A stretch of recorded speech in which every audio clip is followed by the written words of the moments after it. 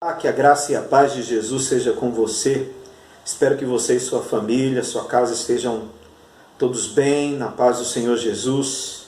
Nós vamos estar dando continuidade nas nossas aulas de EBD e hoje nós vamos estudar a lição 17 da nossa revista Uns aos Outros, que traz o tema Orai uns pelos outros.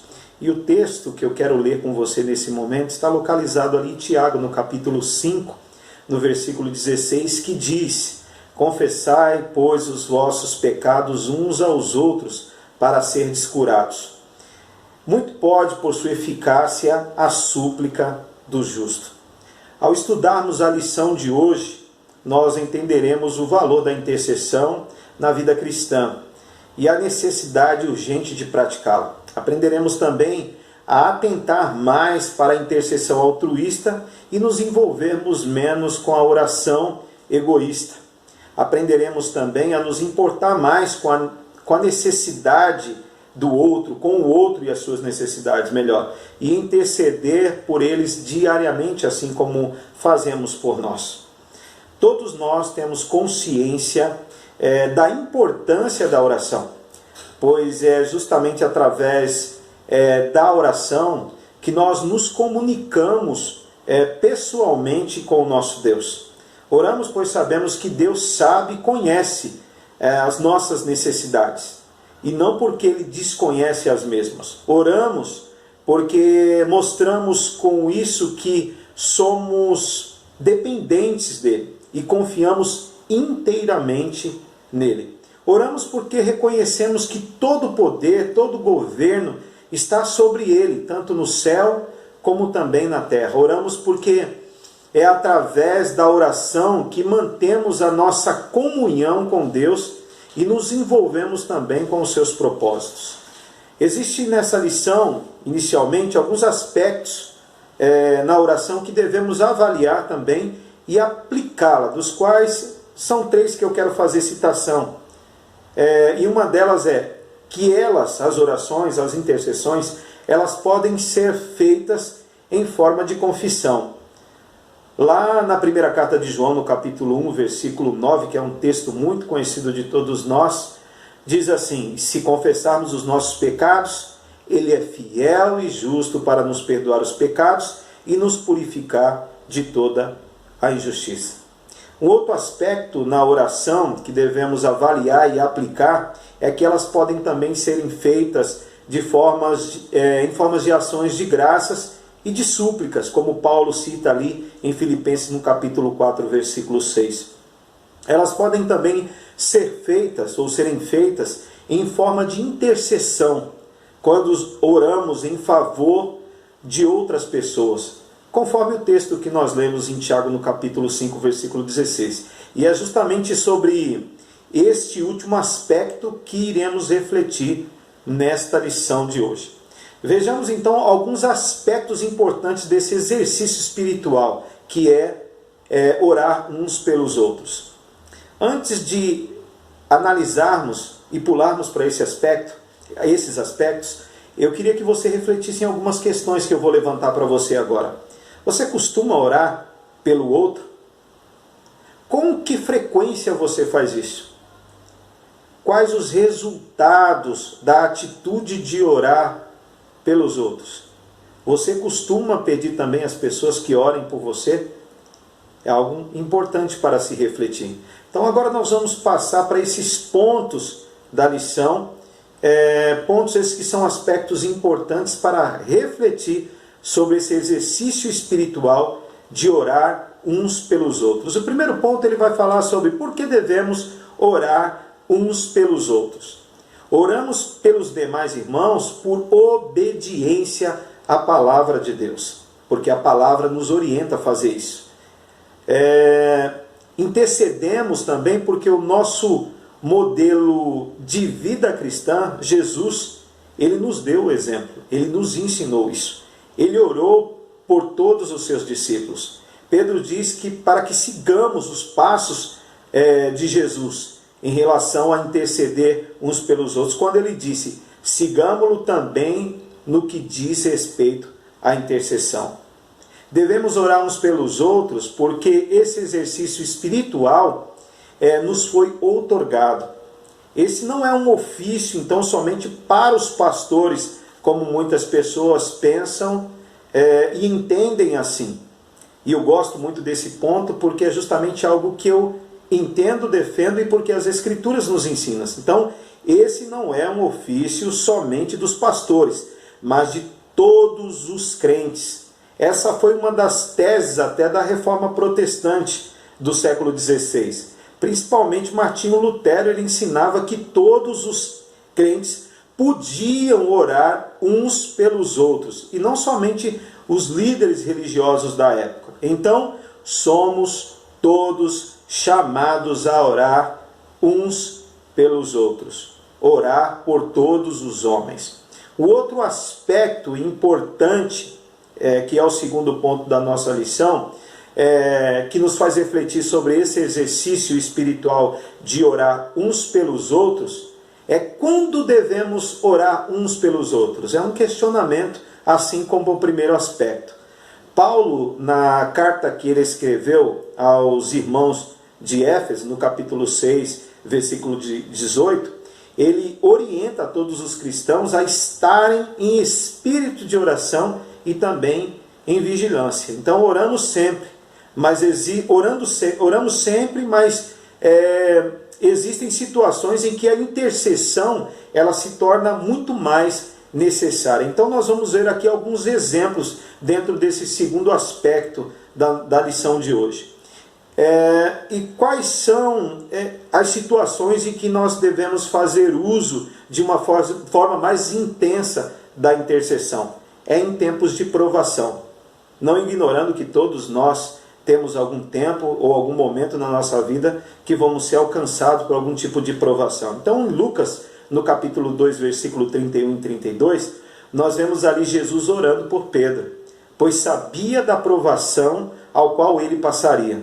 Ao exemplo, então, de Jesus, nós devemos fazer o mesmo quando vemos que nossos irmãos estão passando por lutas diversas. É assim que nós devemos proceder. E aqui um outro exemplo é em tempos de perseguição. Quando Pedro estava preso, ali em Atos, narra esse fato e essa história, a igreja orou por ele e vimos o resultado que deu justamente quando a igreja estava intercedendo pela vida desse servo chamado Pedro. Paulo também faz citação de vários irmãos que intercederam por ele quando ele estava para ser morto. Então, se analisarmos a história da igreja também, quantas pessoas foram protegidas por terem alguém orando por ela? Então, a oração e a intercessão que você faz por alguém, ela é muito significativa e pode estar projetando bênçãos para a vida do outro, né?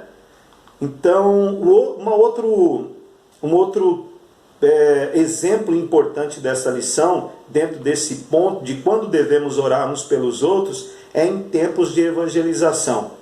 Existe um pregador famoso, muito conhecido no meio teológico, chamado Charles Spurgeon, que era considerado o príncipe dos pregadores. Ele contava com uma espécie de grupo de mulheres que orava por ele enquanto ele anunciava o evangelho nos cultos domingo à noite. Então tinha pessoas que estavam ali intercedendo por ele. Quantas vidas então não foram alcançadas pela vida de Spurgeon, enquanto essas irmãs estavam ali intercedendo pela vida dele? Em Atos dos Apóstolos, no capítulo 13, no versículo 3, nós vemos ali também a igreja de Antioquia orando pelos apóstolos antes de enviá-los à obra evangelística. Então, uma das perguntas que eu quero deixar aqui para você em relação à questão em relação à intercessão nos tempos de evangelização, você tem se preocupado com isso? De estar orando pelas pessoas que estão aí doando a sua própria vida por amor ao evangelho, como os próprios missionários assim o fazem? Se você não tem feito, procure fazer um pouco mais, dar um pouco mais de atenção orando por essas pessoas também. Então, um outro exemplo citado aqui em quando devemos orar uns pelos outros é em tempos de divisão. Por que em tempos de divisão? Jesus ele orou para que os seus discípulos fossem unidos. Nós vemos isso ali em João no capítulo 17. Porque ele sabia da possibilidade de divisões em sua igreja e pediu ao Pai para que trouxesse a eles uma comunhão intensa e profunda. Jesus fez isso, ele pediu ao Pai para que isso acontecesse. Por isso, segue um conselho importante. Nunca incentive ou participe de qualquer tipo de divisão na igreja, pois nós fomos chamados para buscar a paz e também para ser promotores dessa paz, sendo instrumento de Deus para gerar unidade e não divisão. Jesus se preocupou com isso quando pediu ao Pai em relação aos seus discípulos. Então, que nós possamos levar em consideração a importância de interceder também em tempos de perceptível divisão. Um outro exemplo aqui de quando devemos orar uns pelos outros é em tempos de decisão. Quem nunca se deparou diante de alguma decisão a ser tomada? E nós sabemos que parece que ficamos meio que às cegas, né? Até dobrarmos os nossos joelhos e intercedermos não só por nós, como para o outro também em relação às decisões que precisamos tomar. Porque todos nós, uma hora ou outra, enfrentaremos ou estaremos diante de uma decisão a ser tomada. Está aí uma excelente oportunidade para você dispor um pouco do seu tempo em relação àquela pessoa que precisa tanto tomar decisões em sua vida. Ore para que essa pessoa tome decisões à luz da vontade de Deus, que é boa, perfeita e é agradável. Um outro aspecto importante, que é o terceiro e último aspecto, que nos faz refletir justamente sobre a importância desse exercício espiritual de orar uns pelos outros, é como devemos então orar uns pelos outros. Para que a nossa intercessão seja eficaz ou mais eficaz, podemos seguir então alguns nortes aqui, algumas pontuações dentro desse terceiro aspecto. Oremos continuamente é um deles. É ser persistente nas orações em favor do nosso irmão. Paulo nos ensina a orar pelos nossos irmãos sem cessar. Tem algumas pessoas que adotaram até o uso de uma agenda de oração, não divinizando essa agenda, em hipótese alguma, mas como um instrumento de lembrá-lo em relação às orações e às intercessões e em relação também aos pedidos. Eu também tenho o hábito de fazer isso, ter um caderninho para fazer essas anotações, para não esquecer das necessidades específicas de cada pessoa que você está intercedendo. Um outro norte que nós podemos levar em consideração aqui de como devemos orar uns pelos outros é que nós devemos orar confiantemente. A intensidade do exercício da fé, ela precisa ser a mesma quando oramos pelo outro. Tiago disse em sua carta, no capítulo 1, no versículo 6, que devemos pedir com fé e em nada duvidando. Um outro norte sugerido dentro desse aspecto de como devemos orar uns pelos outros é que devemos orar obedientemente. Não podemos permitir que os impedimentos se tornem obstáculos à nossa vida de oração. Por isso, ore a Deus para que perdoe os seus pecados antes de orar em favor do seu irmão. Tem um autor de uma teologia sistemática, que é batista também, chamado Wayne Grudem. Ele disse que a oração e o santo viver, elas caminham juntas, de mãos dadas. Oremos humildemente. Tiago 4,6 traz a seguinte afirmação: Deus resiste aos soberbos, mas dá graças aos humildes. Somos servos e não senhores. Logo, não podemos achar que temos algum poder sobre Deus, como muitas pessoas acham acham e vivem dentro desse contexto de ilusão, né? Ele se agrada da humildade em sua presença e não da soberba. Então, oremos humildemente. Oremos conjuntamente. Devemos levar em consideração a importância não só de orar pelos nossos irmãos, mas também orar com os nossos irmãos. As reuniões de oração da igreja são um bom momento justamente para realizarmos esse ato, né, de orarmos uns pelos outros e também uns com os outros. E nesse tipo de tempo de pandemia, como isso tem surtido um efeito ruim para todos nós, justamente pela falta que o outro nos faz, principalmente quando estamos aliados e envolvidos ali na oração, orando conjuntamente.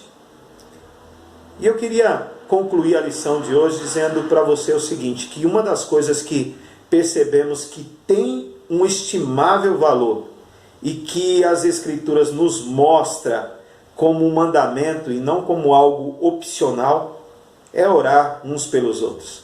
Afinal, nós somos corpo de Cristo e querer o bem do seu irmão, do outro, é querer o seu próprio bem. Por isso, ore pelo seu irmão, ore pela sua vida, ore pelas necessidades que ele tem passado para que Deus venha supri-las uma a uma. Vemos que Jó, mesmo passando despercebido pelos homens e não por Deus, orou pelos seus amigos. Então, meu conselho e o conselho dessa lição hoje comece hoje mesmo a orar pelo seu irmão. E não esqueça também de pedir que os seus irmãos orem por você, porque você também precisa de oração, assim como o outro precisa. Amém, querido? Que Deus te abençoe e leve a intercessão como algo extremamente importante e relevante para a sua vida cristã. Que Deus te abençoe e te guarde, e que você possa fazer uso desse exercício de interceder. Fique na paz do Senhor. Amém.